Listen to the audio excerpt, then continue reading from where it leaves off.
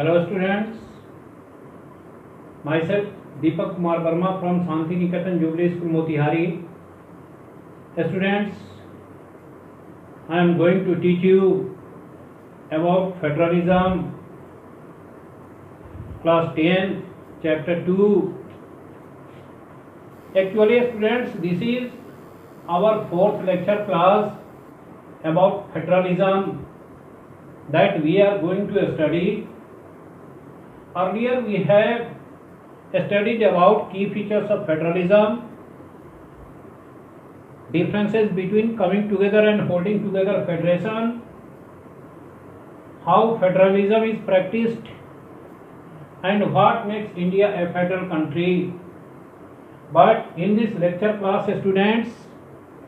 I am going to just teach you about the topic decentralization in India. Students, decentralization means division of political powers in India is the main topic of the study today. Actually, what is federalism, students? We have already studied about it, and whenever we are studying about decentralization of power, we are actually studying about the basic principle of federalism, that is based on the principle of decentralization of power of the government. And whenever we come to know in detail about decentralization of power in India, we mainly focus on the existence of local self-government in India. Students, we already know that in our country there are three important levels of the government: central government, state governments, and local self-governments. Here our study is mainly on the third level of the government under decentralization of power in India. Students, we already know that an act was made in India in 1952 regarding local self-government, means Panchayati Raj system, but for a very long time it was practiced in India, but in 1992 it was felt that an important constitutional amendment must be done, because local self-government till then had become less influential, because then regular elections were not made and local people could not enjoy their political rights, and their development was also not looked after so nicely. So it was felt by the central government in India, students, just to make a constitutional amendment in our country regarding local self-government, so that it could be made more influential and powerful for the sake of the development of the local people, as well as their better uses of political rights in democracy. So in 1992 a constitutional amendment was made just to make our third level of the government more influential and powerful, students, because it was felt by our government that without a certain constitutional amendment it was quite impossible for the government just to look after the basic problems of local self-government, whether it is the urban area or the rural areas. So students, it was decided by the central government in 1992 that a constitutional amendment was necessary just to make the local self-government more influential and powerful, so that the local development of the people could be made, as well as they could also feel better democratic rights. So The constitutional amendment of 1992 was just made to achieve these purposes, and here we have to know about the basic features of the constitutional amendment, about local self-government, regarding decentralization of power in India, students, and then we come to know that it was made compulsory under the amendment of the constitution that regular elections for local bodies must be carried out, so that after a certain interval, I mean 5 years, elections for the local bodies could be made, so that newer representation of people could be ensured and development of the people as well as their rights could be enjoyed by themselves. So it was made compulsory and essential by the constitutional amendment of 1992 just to ensure regular elections for the local bodies. So this was the first basic feature of the constitutional amendment of 1992 regarding decentralization of power in India, that was basically linked to the local self-government. The second key feature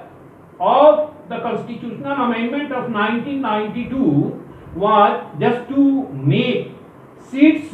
reserved for the socially and economically backward groups of the people, such as scheduled castes, scheduled tribes, other backward classes and minority, etc. Why? It is because it was felt that these were all socially and economically backward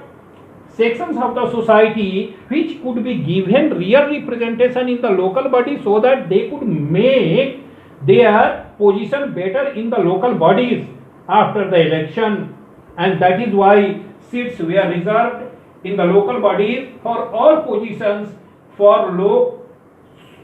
scheduled castes, scheduled tribes and other backward classes as well as minorities students. The third basic characteristics of the constitutional amendment of 1992 about local self-government was just to reserve the seats in the local bodies for women, which was 1/3 in the local bodies for all positions, students. So women in the local bodies in the constitutional amendment of 1992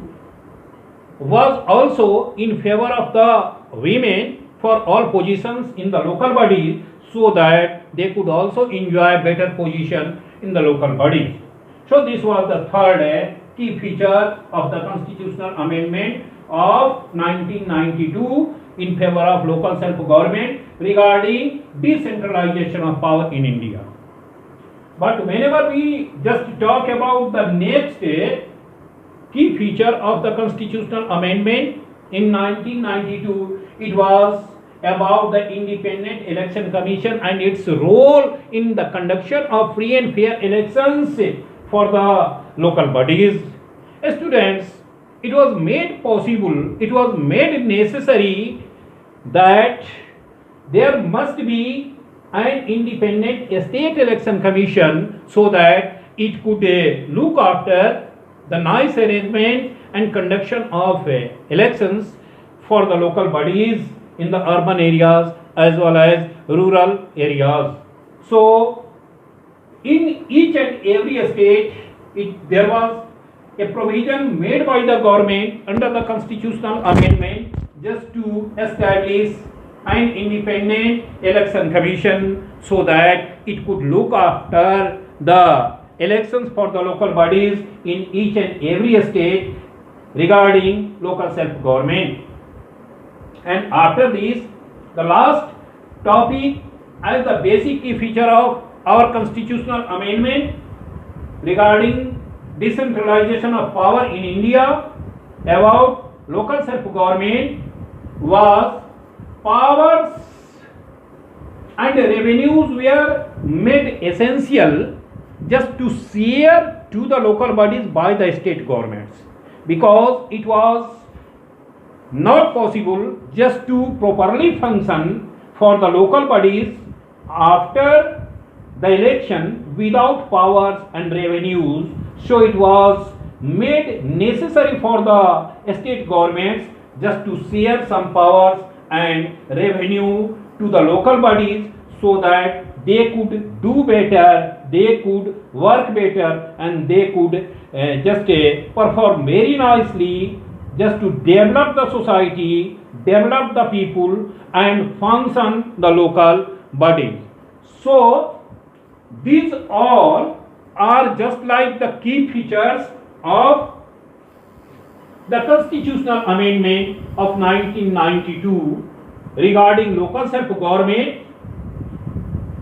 under decentralization of power in the chapter Federalism of class 10, chapter 2. So students, without separation of power, without division of power, without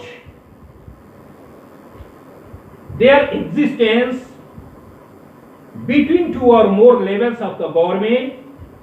it is quite impossible just to feel better in democracy, because then it can't be possible just to enjoy democratic rights, development and powers. So these topics are necessary and valuable just to say that decentralization in India in favor of the third level of the government is the actual arrangement, constitutional arrangement, which make our